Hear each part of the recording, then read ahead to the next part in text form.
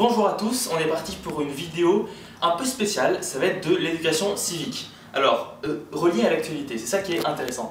Vous savez qu'on parle aujourd'hui beaucoup dans les médias, que ce soit dans les journaux, à la télévision, sur internet, et de plus en plus au niveau des réseaux sociaux, on parle des élections présidentielles.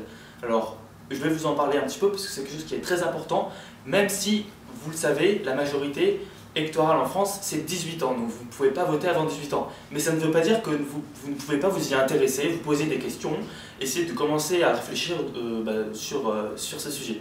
Alors, il faut savoir que le premier tour va se dérouler le 23 avril et que le deuxième tour va se dérouler le 7 mai. Donc c'est la semaine prochaine, au moment où je tourne cette vidéo.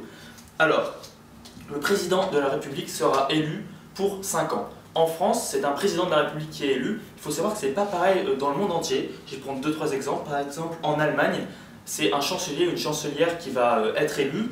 En Angleterre, il va y avoir un système différent. Ça va être au niveau d'un premier ministre. Il y a une reine, donc, que vous connaissez sûrement ce système-là. Je vais vous présenter rapidement les principaux candidats. Les noms, je pense que vous les avez déjà entendus. Je vais commencer des candidats qui sont plus à gauche pour aller vers les candidats qui sont le plus à droite.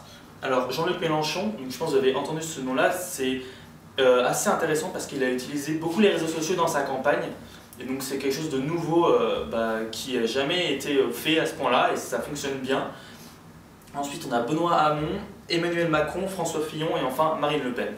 Donc voilà, je pense qu'il est intéressant de s'y intéresser, de se poser des questions, de lire différentes sources de journaux pour essayer de voir différents points de vue et de se faire son propre avis. Donc voilà, cette vidéo est terminée, j'espère qu'elle vous a plu. Essayez de regarder de plus en plus l'actualité, de regarder ce qui se passe dans le monde. C'est important pour vous, ça va vous aider à développer cette culture générale et c'est quelque chose de super important qui va vous aider plus tard, même qui va aller plus loin que votre brevet. Voilà, donc à bientôt. Coupe.